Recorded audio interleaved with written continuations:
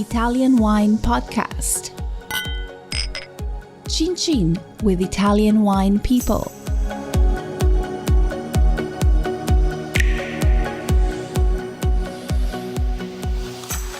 Italian Wine Podcast, as Wine2wine 2020 media partner, is proud to present a series of sessions chosen to highlight key themes and ideas and recorded during the two-day event held on November 23rd and 24th, 2020.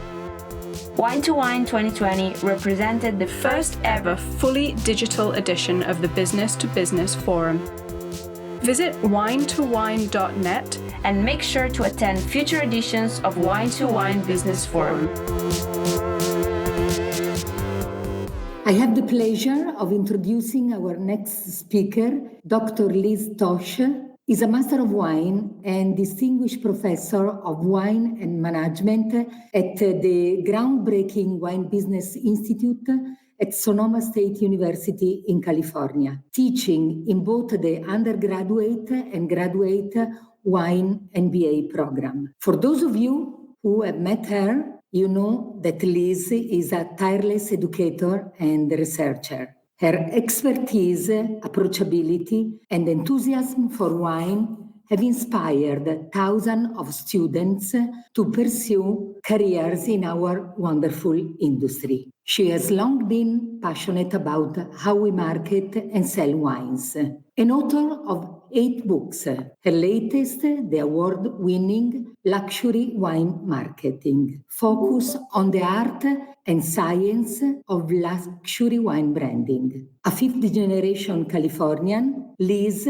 makes her home in Sonoma County, where she and her husband farm a small vineyard. She has witnessed firsthand the struggles of wineries to attract visitors during times of crisis. In her role as an educator, she has the opportunity to research innovative solutions and share new insights that will help guide us all towards success. This year, she has dedicated herself to making COVID-safe visits to as many of her local wineries as possible, both virtually and in person. I think that listening to her, we can get inspiration how to approach the wine tourism when we will be out of this terrible pandemic. Welcome, Liz. We look forward to hearing from you today. Thank you very much. Thank you, Marilisa. It's such a pleasure to be here today and to talk about virtual wine tourism. So I want to cover today a little bit of the foundation of just tourism in general and wine tourism before diving into virtual wine tourism, and then focusing on the growth drivers, the 4 major components, and results to date and next steps. And I also have this picture here of our tour bus in Italy, Travel Design Italy. I took 28 students to southern Italy in May of 2016. We went to Campania and Puglia and Sicily, and it was so incredible. And before that, we had done Tuscany. And so Italy is near and dear to my heart, and I look forward to the day I get to come back face to face. But in the meantime, virtual wine tourism is something that is spreading all over the world. And so we want to talk a little bit about how that came to be, because it's probably not going to go away. I think it's a new thing that will stay with us. So just a little bit of background on tourism in general. You probably are aware that the United Nations World Tourism Organization collects statistics from around the world every year. Very impressive, showing that in 2019, there were 1.5 billion tourists, up 4% from 2018, spending 2.9 trillion US dollars. So tourism is super important all over the world, and especially for wine countries. We can see here from this chart, looking at receipts per arrival, that Italy is ranking at level 6 at this point. So very impressive. The other thing about tourism, some of you may recognize that 1 in every 10 jobs in the world is in tourism. So it's very important for our global economy. And in fact, 10% of the world's GDP comes from tourism. But as you can imagine, this year with COVID, that has gone down 70%, with a loss of anywhere from 100 to 100 million jobs at risk. And so this is where global wine tourism can at least support us a little bit until we can get back to normal. So let's talk a little bit about wine tourism then. Just to let you know, there are more than 100 different types of tourism, such things as medical tourism and historical tourism and whiskey tourism and, of course, wine tourism, which we're all interested in. And there has been lots of research on this topic showing that there are many benefits, such as increased wine sales when the visitor gets to come to the winery. And now the visitor is visiting the winery virtually, higher margins, jobs for the local community, attracting new consumers, fostering brand loyalty, and partnerships throughout the community. The hotels, the restaurants, the tour buses, and everything is linked to wine tourism this way. And many regions do economic impact studies on the importance of wine tourism every few years. You don't do the studies every year because they're expensive, but 2017 is the last time we did this in America, showing 43 million wine tourists come to America every year, producing $17.6 billion in wine-related tourism. Same thing in California, 23.6 million tourists came, generating $7.2 billion. And in Italy, we had the same thing in 2017. 1 in 4 tourists come to Italy for wine and food made in Italy, generating 12 billion euros. So you can see how important tourism is all over the world, and especially to wine-producing countries. So let's move on now to virtual tourism and see where that fits into the big picture. So here's tourism in general, traveling for pleasure and relaxation, wine tourism, visiting vineyards, wineries, and wine festivals for recreation, and now we have virtual wine tourism, virtual visitation to vineyards, wineries, and wine events via digital technologies for the purpose of enjoyment and education. And education has been added here because what we find with the virtual is that there is an educational component as well as the pleasure and the enjoyment of tourism.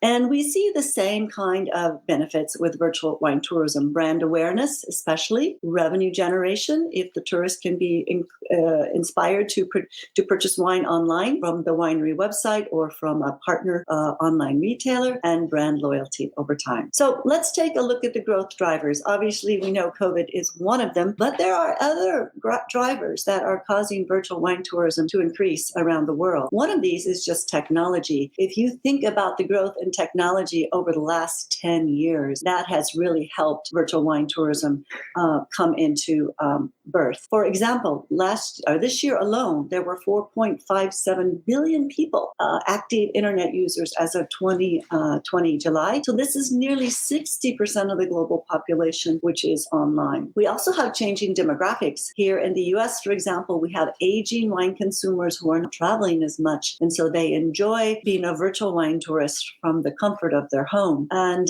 then you have the younger consumers, such as our Generation Z and younger millennials, who are immersed in technology and want to learn about wine via technology. And then, of course, we have global warming. We have all seen the wildfires that have ravaged the vineyards of Australia and California, record heat waves across Europe, and flooding and hurricanes. Global warming is not going anywhere. It's going to be with us for a while until we solve the problem. So because of this, every time the news media flashes these terrifying photos of wineries burning or flooding across the world news, this hurts tourism. And it's difficult for these wine regions to reassure people that it's okay and it's safe to come back. So this is another reason that virtual wine tourism has become more important. And then, of course, we have crises. Earthquakes, which have occurred in the Chilean wine region, New Zealand, Italy, and California. Pandemics, of course, and terrorism even hurts tourism. If we think about Spain and France and some of the issues that have occurred there over the past few years. So all of these issues come together to hurt wine tourism, hurt tourism in general, and therefore virtual tourism has become more important. So there are 4 major components of virtual wine tourism, and I will describe each of these. The first is virtual wine tours. So the definition here is the wine tourist tours the winery or the wine region virtually by using their computer, tablet, or smartphone. And the purpose is to entice them to someday want to visit in person, but in the meantime, encourage them to try the wines of the estate by seeking them out on a local retail shop or online. And it's really important to provide links on the winery and regional websites, as well as focus on social media and YouTube to promote this type of wine tourism. And in terms of tours, there are three major types of tours. One of them you are familiar with because many wineries have been doing this for quite a number of years, and that is in using engaging online videos. It's important to do this now more than ever. These do not have to be terribly expensive to produce. They can actually be more simple, but there are many different types. So the idea here is to allow the virtual visitor to see the entrance to the winery, to step into the tasting room, to walk through the vineyards and the cellars, and see all this in a video.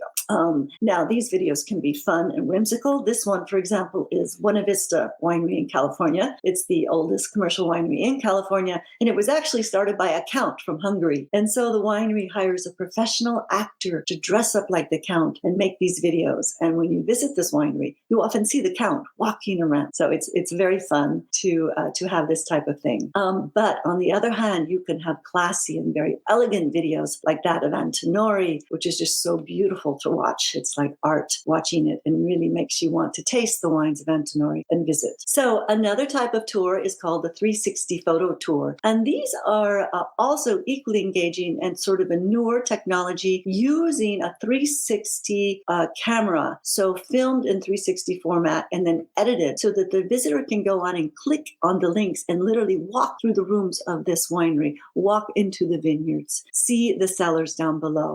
This is one that's a winery in Paso Robles, California. And this is a technique that actually doesn't cost that much to do. You just need a good photographer and you can put these together without too much work. And they are really enjoyable to use. You can also use them on a mobile phone. Now, the most advanced type of video tour, we're starting to see more of this now, or we call them 360 video tours. This is where you do need to have a special 360 video camera and have it professionally edited. The tourist needs to purchase these VR glasses. They're quite cheap, $5, $10 online. A lot of young people have these already for gaming. And these are such fun videos to watch. You can watch them without the glasses, but they're not as much enjoyable. Here's one that's in Champagne, and you watch this, it's like being on a roller coaster. You really feel like you are riding on a tractor through the vineyards of Champagne. And here's one that's at Washington State in the United States, and it's the 14 Horse Hands Winery, and you see the horses galloping. It's a very exciting, this type of tour. So the other aspect of videos that are important is just innovative videos that help tourists know that it's safe to come back to your region. So, for example, we have two here. I wish we had time to watch, but maybe you could watch them later.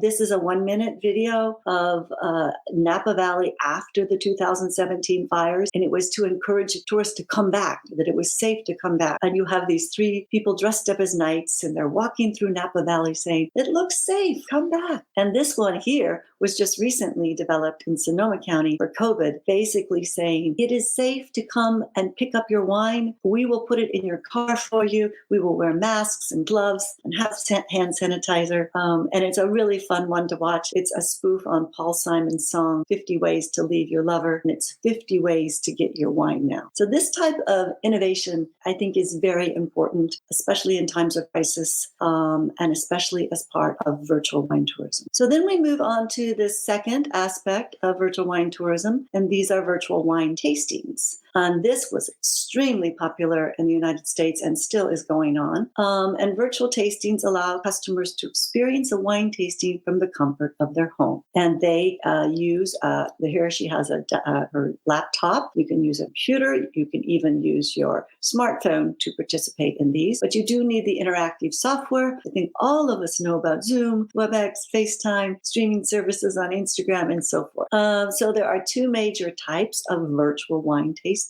The first is called streaming large group tastings. And these are wonderful because thousands of people can participate for free, and they do, by clicking on a link to register for the tasting that is scheduled.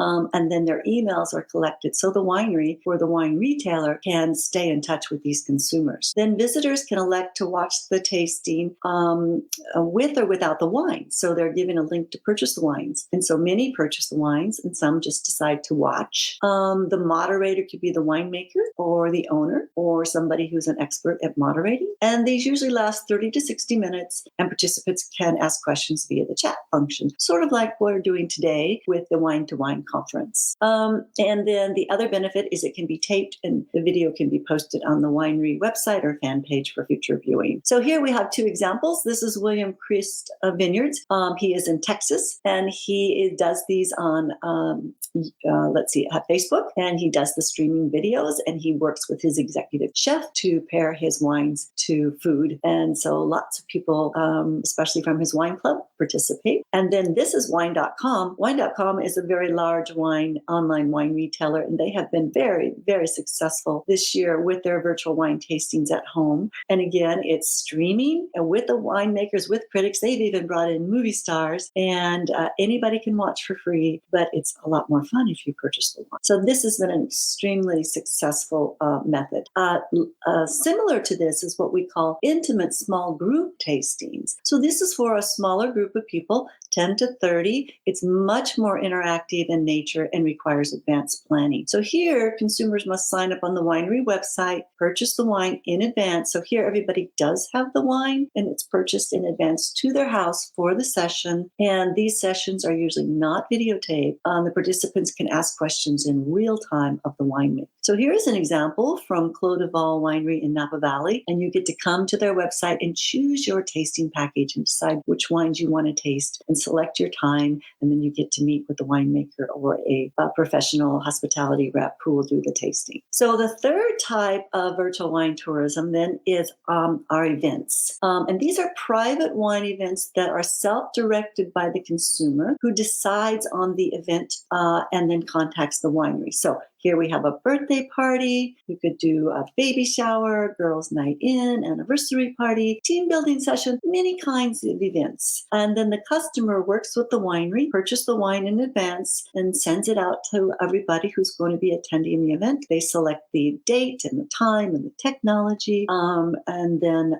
it's all set up. So there are now a number of new companies, niche companies that have started offering this service. So this is probably going to continue to grow. The nice thing about this is businesses can start to get involved and do this for their employees as a fun team building event. And then finally, the last type of virtual wine tourism is sort of in the future, but it's fun to look at these technologies to see what might happen. For example, we see now the possibility in the future of having the wines delivered to your house by a drone. We also have 3D wine printers where you can print your own wine glasses. In the future, we will have digital scent technology where you can actually be able to smell the wine on your phone. Right now, today, we already have very smart wine bottles with augmented reality labels that can talk to you and so forth. But this will only continue, and we might have a lot more different types of videos that we can watch on the wine bottle. And then in the far future, maybe 10 years down the road, we will be able to visit wineries as a holographic image. So I wanted to talk about some results to date from this year.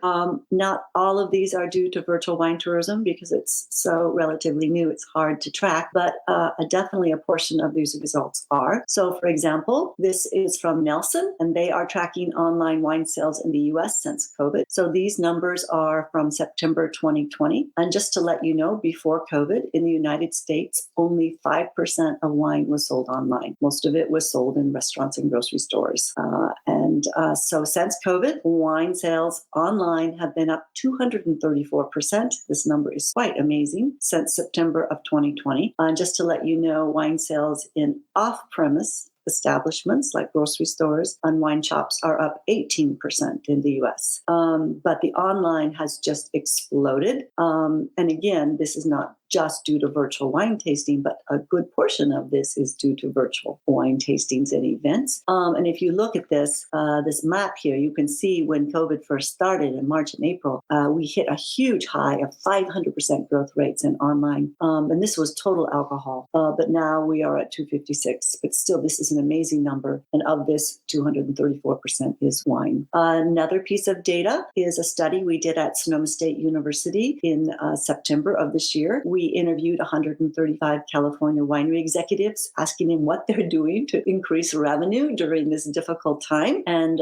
you may not be surprised to learn that large percentage of them have shifted their wine sales to online through their own website and working in partnership with online retailers. And they are shifting their product to direct to consumer, which is selling wine directly to consumer through their wine club online and allocation, reaching out to customers online and saying, would you like to buy this special wine? And this has really driven revenue during this difficult time. And then finally, the last piece of data I wanted to share is from Sovos, Ship Compliant. This is a group that tracks U.S. online wine resales, and this is through October of this year. So this is shipments directly from wineries to customers. So this is a lot of this is related to virtual wine tourism, and they say they have reached historic highs that they have never seen. 19% increase in volume and 8% increase in value during this time. So as you can see, virtual wine tourism has made an impact. It's at least part of these numbers. So in terms of next steps, here are some things that you can do if you work for a winery or if you are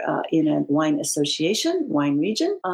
Is first of all, make sure that you start producing some online tours. Create some online video tours. Maybe you already have some. Maybe create some more, both serious and fun. Consider doing some filming in 3D. Make sure you post on your winery website. Consider starting a YouTube channel and your social media outlets. Next, if you haven't tried virtual tasting yet, give one a try. You might be surprised at how exciting and fun they are. Schedule them both for the trade and consumer. We've been doing a lot of trade ones. Here's one I thought that we just did with La Scuola from Gavi. I was participating in this. It was a small trade tasting for wine writers, but a lot are being done for consumers as well. I just did a large consumer tasting on Saturday. We had over 200 wine consumers from across America. We were meeting with a winery in Bordeaux. So that was very fun. And then virtual events. So develop some innovative virtual wine events that can be customized just for your consumers, and create some partnerships with online retailers, wine apps. So we have wine.com and Vivino, but there's many others around the world that you can partner with, and restaurants. So here is an example of, these are Alexander Valley wineries, winemakers. This is in Sonoma County, and they're partnering with the local chefs, and they're doing a weekly 1-hour virtual tasting of the wines with the food from the chefs. So this is a fun thing that anybody can do in any place around the world. And then finally, it's really important to enhance your digital marketing, which is a key piece of this. Make sure your search engine optimization is working correctly, social media, e-commerce. Make sure you get your wine on the wine apps and you work with them, such as like Wine Searcher. Make sure they have the data and the stories about your winery, and your mobile platforms as well. So thank you very much. I will pause to see if there may be any questions or comments. I don't know if you will be able to answer to all of them. One very important is that statistically, it looks like around half of the wine tourists go to California, to Napa, in the USA. And in other countries, we think that we don't have the same concentration because, we have to learn from California. Italy is the country of wine, country of art and beauty. But I think that California was able to develop the wine tourism much better and to interact with the private consumers. So what do you think about this? Which kind of suggestion do you have for us, Italian wine producers? Well, the Italian wine producers are doing an excellent job because Italian wine is the number one wine that we import to the United States. But in terms of tourism, I have been to Italy many times and visited the wineries. The one thing I did notice is that you often have to make an appointment. It's not so easy just to stop by and visit. And in a lot of our wineries in the United States, Oregon, Washington, New York, Texas, there's lots of wineries all over the United States. There's actually more outside of California now than in. A lot of these wineries, you can just, this is before COVID, you can stop by without an appointment. So, I don't know if this is possible for Italy to look at it creating more opportunities opportunities for a tourist to just, wander by. I remember one time I was in Tuscany with my mother and we wanted to go wine tasting. We couldn't find any wineries that were open without an appointment. So that's one possibility. Or even, I know you have in the towns places where there's a wine center and people can go there to taste the wine. But with virtual tourism now, you can start reaching out to people with some great videos. And as I mentioned, try to do some more virtual tastings with consumers. So another question is, virtual wine tourism have a certain impact in terms of cost. Small wineries can afford this kind of cost. How expensive it can be for a small winery to organize the virtual wine tourism? Oh, that's actually one of the great things about virtual wine tourism is it's actually not that expensive.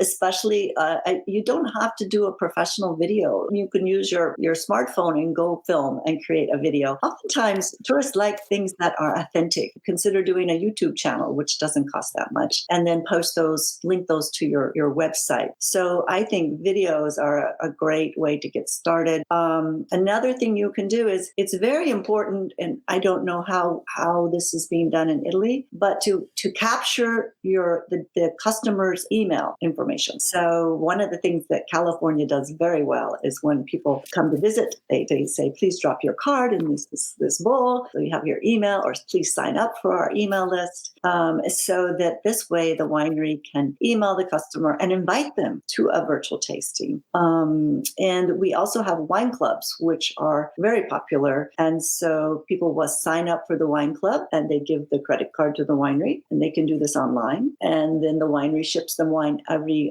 3 or 4 months. And so they become a member of this club and they get benefits, they get discounts. When they visit, they can taste for free. So these are ways, we call this CRM, customer relationship management, database management, data analytics. All of this is super important now for virtual wine tourism. And it's important to start capturing the customer data. I think we can have another question. Is virtual wine tourism for you a more branding, marketing solution, and how it can boost wine sales and open up new markets? Yeah, definitely. It's a branding method. So it creates brand awareness. So consumers find out about you. Like, for example, TikTok. I know there's a session on TikTok. TikTok is so hot with young consumers, and I teach 21-year-olds. They're telling me, I saw this winery put a video on TikTok and they went out and bought their wine. So yes, so brand awareness is a big piece of this. So put your videos on TikTok too. Videos are super important now. The growth is going to be 70% videos. So it creates brand awareness for new consumers who may not have ever heard of you before. And also it depends on who your consumer is. Are you targeting young consumers? Are you targeting luxury, high-end consumers? Like Antonori has this beautiful video for luxury consumers. Somebody else might have a great video for TikTok consumers. So brand awareness for sure. The other key part, though, is to sell wine, you need to drive people to your website and have a way to sell wine from your website, or work with an online wine retailer to make sure that they can find your wine online and purchase it. My feeling is that we don't have to overload our customer, our people that like our wine with too many information. My feeling is that we have to show them that we are real thing and to share what we do in the vineyard and what we do in the winery. This, I think, is a kind of quality in terms of communication. Do you agree with this? Yes. Tell your story. Tell the story of the winery. What is unique about your vineyard, your wine, your story? Tell the story. That's what people want to hear. The famous storytelling. Anyway, thank you very much, Lisa. I think we are running out of time. I really appreciate your presentation, and I'm sure that it was very important to many other wine producers like me. And we love virtual wine tourism, but we hope that very soon we will go back to the reality. Me too. Thank you, Marilisa, for your excellent moderation. And thank you. Bye-bye. Thank you. Thank you. Listen to the Italian Wine Podcast wherever you get your podcasts. We're on SoundCloud, Apple Podcasts, Himalaya FM, and more. Don't forget to subscribe and rate the show. If you enjoy listening, please consider donating through ItalianWinePodcast.com. Any amount helps cover equipment, production, and publication costs. Until next time, cin cin.